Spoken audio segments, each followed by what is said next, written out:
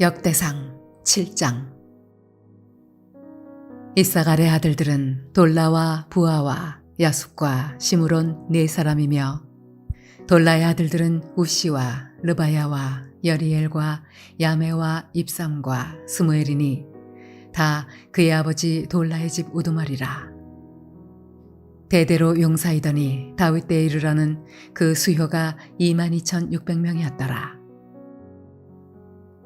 우시의 아들은 이스라히야요, 이스라히야의 아들들은 미가엘과 오바댜와 요엘과 이시야 다섯 사람이 모두 우두머리며, 그들과 함께 있는 자는 그 계보와 종족대로 능히 출전할 만한 군대가 36,000명이니 이는 그 처자가 많기 때문이며, 그의 형제 이사갈의 모든 종족은 다 용감한 장사라. 그 전체를 계수하면 87,000명이었더라. 베냐민의 아들들은 벨라와 베겔과 여데아엘 세 사람이며, 벨라의 아들들은 에스본과 우시와 우시엘과 여리못과 일이 다섯 사람이니 다 그 집의 우두머리요 큰 용사라.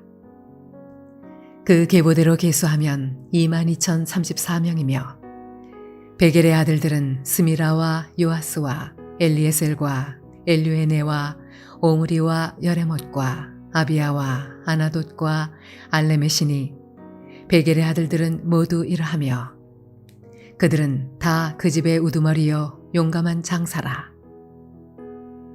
그 자손을 계보에 의해 계수하면 22,200명이며, 여데아엘의 아들은 비란이요, 비란의 아들들은 여우스와 베냐민과 에훗과 그나아나와 세단과 다시스와 아히사알이니 이 여데아엘의 아들들은 모두 그 집의 우두머리요 큰 용사라. 그들의 자손 중에 능히 출전할 만한 자가 17,200명이며, 일의 아들은 숫빔과 훗빔이요 아헬의 아들은 후심이더라. 납달리의 아들들은 야시엘과 구니와 예셀과 살루미니 이는 비라의 손자더라. 므낫세의 아들들은 그의 아내가 낳아준 아스리엘과 그의 소실 아람 여인이 낳아준 길르앗의 아버지 마길이니, 마길은 훗빔과 숫빔의 누이 마가라 하는 이에게 장가들었더라. 므낫세의 둘째 아들의 이름은 슬로브핫이니, 슬로브핫은 딸들만 낳았으며, 마길의 아내 마아가는 아들을 낳아 그의 이름을 베레스라 하였으며, 그의 아우의 이름은 세레스이며, 세레스의 아들들은 울람과 라겜이요, 울람의 아들들은 브단이니 이는 다 길르앗의 자손이라. 길르앗은 마길의 아들이요 므낫세의 손자이며, 그의 누이 함몰레겟은 이스홑과 아비에셀과 말라를 낳았고, 스미다의 아들들은 아히안과 세겜과 리키와 아니암이더라. 에브라임의 아들은 수델라요, 그의 아들은 베레시요, 그의 아들은 다하시요, 그의 아들은 엘르아다요, 그의 아들은 다하시요, 그의 아들은 사바시요, 그의 아들은 수델라며, 그가 또 에셀과 엘르앗을 낳았으나 그들이 가드 원주민에게 죽임을 당하였으니 이는 그들이 내려가서 가드 사람의 짐승을 빼앗고자 하였음이라. 그의 아버지 에브라임이 여러 날 슬퍼함으로 그의 형제가 가서 위로하였더라. 그리고 에브라임이 그의 아내와 동침함에 임신하여 아들을 낳으니 그 집이 재앙을 받았으므로 그의 이름을 브리아라 하였더라. 에브라임의 딸은 세라이니 그가 아레윗 성 베토론과 우센세라를 건설하였더라. 브리아의 아들들은 레바와 레셉이요, 레셉의 아들은 델라요, 그의 아들은 다한이요, 그의 아들은 라단이요, 그의 아들은 암미후시요, 그의 아들은 엘리사마요, 그의 아들은 눈이요, 그의 아들은 여호수아더라. 에브라임 자손의 토지와 거주지는 베델과 그 주변 마을이요, 동쪽으로는 나아란이요, 서쪽에는 게셀과 그 주변 마을이며, 또 세겜과 그 주변 마을이니 아사와 그 주변 마을까지이며, 또 므낫세 자손의 지게에 가까운 베스안과 그 주변 마을과 다아낙과 그 주변 마을과 무깃도와 그 주변 마을과 돌과 그 주변 마을이라. 이스라엘의 아들 요셉의 자손이 이 여러 곳에 거하였더라.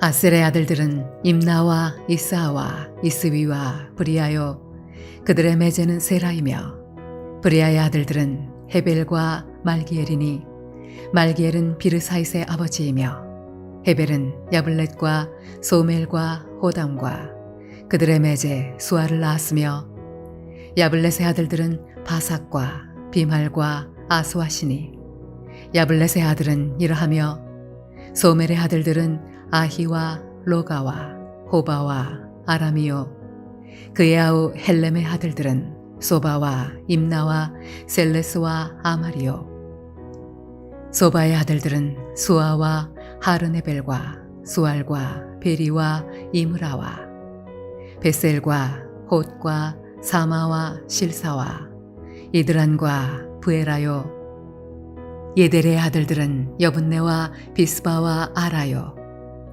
울라의 아들들은 아라와 한니엘과 리시아이니, 이는 다 아셀의 자손으로 우두머리요 정선된 용감한 장사요 방백의 우두머리라. 출전할 만한 자를 그들의 계보대로 계수하면 26,000명이었더라.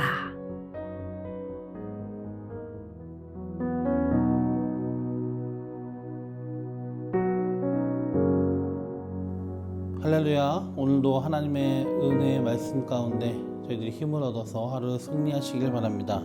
오늘 함께 나눌 하나님의 말씀은 구약성경 역대상 7장 20절에서 27절 말씀입니다. 본문 20절에서 27절에는 요셉의 아들인 에브라임에게 있었던 커다란 비극적인 사건을 이야기해 주고 있습니다. 에브라임의 아들 수델라와 또 에셀과 엘르앗 세 사람 중 에셀과 엘르앗이 당시 가나안 남서부 가드 지역에 살던 원주민들에게 죽임을 당한 사건이 있었습니다.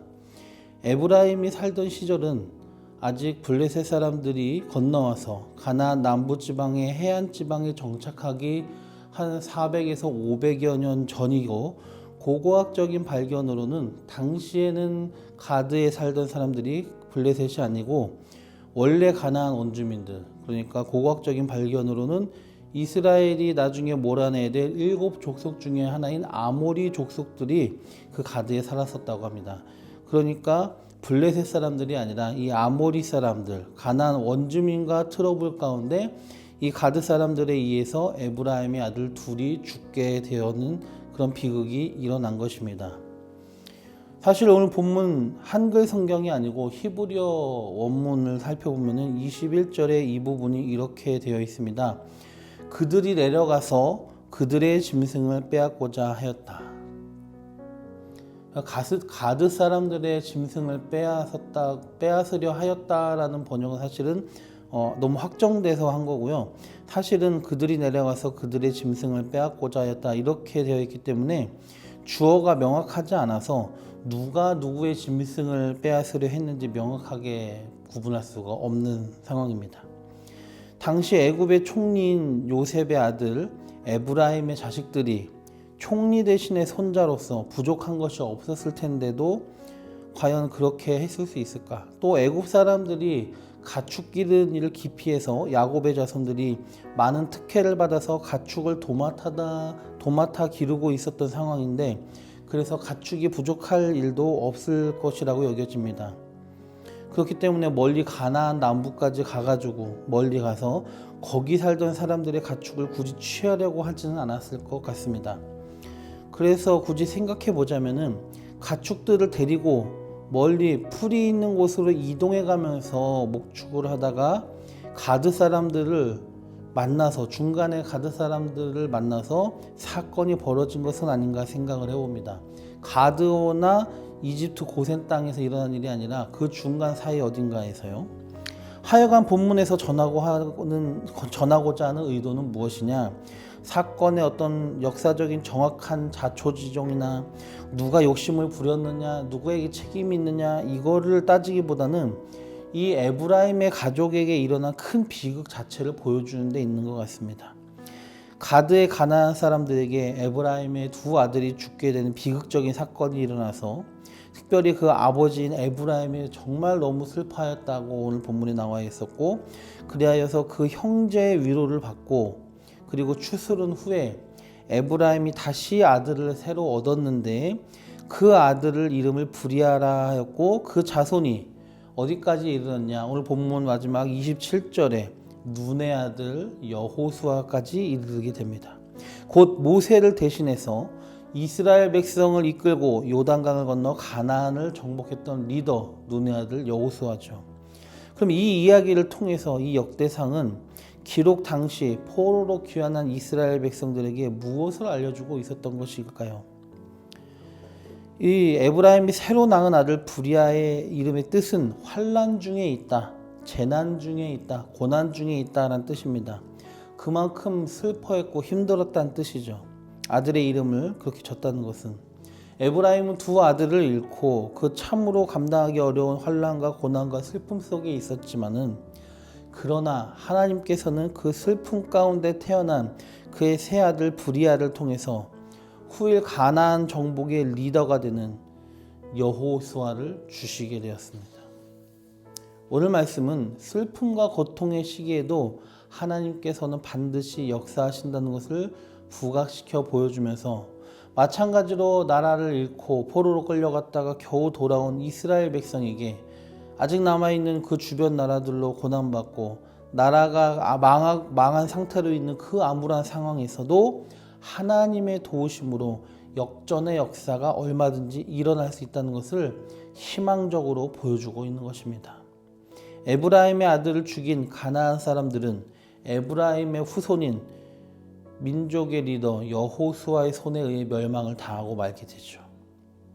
게다가 이 여호수아는 그 이름의 뜻이 무엇입니까? 여호와께서 구원하신다, 또는 여호와는 구원이시다, 이런 의미입니다.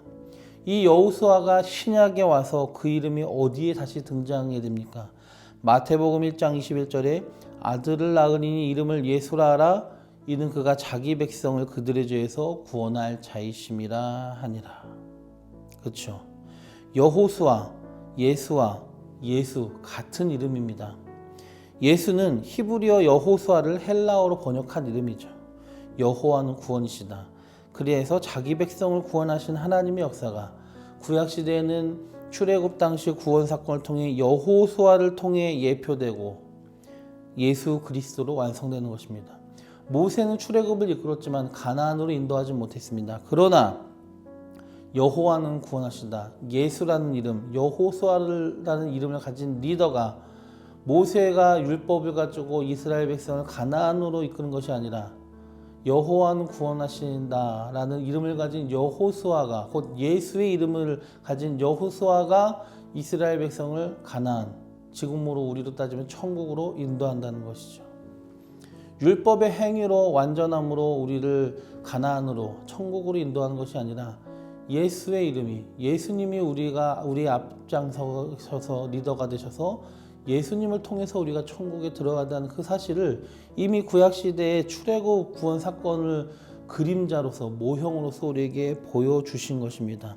그래서 그 구원하시는 하나님의 역사가 여호수아를 통해 예표되고 예수 그리스도로 완성이 된 것입니다.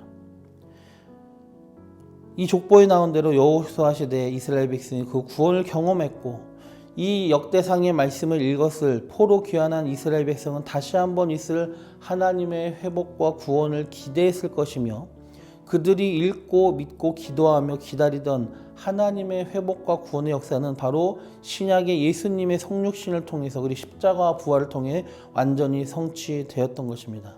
그리고 21세기를 살아가는 오늘 우리는 그것을 믿음으로 누리고 있는 것이죠. 그렇게 연결되는 것입니다.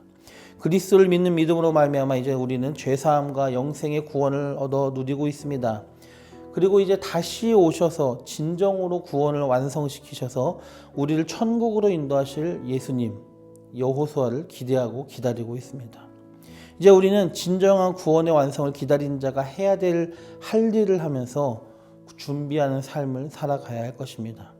먼저 우리는 하나님께서 에브라임에게 하신 일처럼 우리의 눈에 보이는 이 세상의 삶의 모든 어려움과 우리가 실제 몸으로 겪는 이 슬픔 가운데서도 주님께서 보고 계시고 우리의 영혼만 구원할 것이 아니라 슬픔과 고난의 문제, 삶의 슬픔과 고난의 문제도 해결해 주시는 하나님이심을 기억하면서 주님께 끊임없이 간구하는 우리가 되어야 됩니다.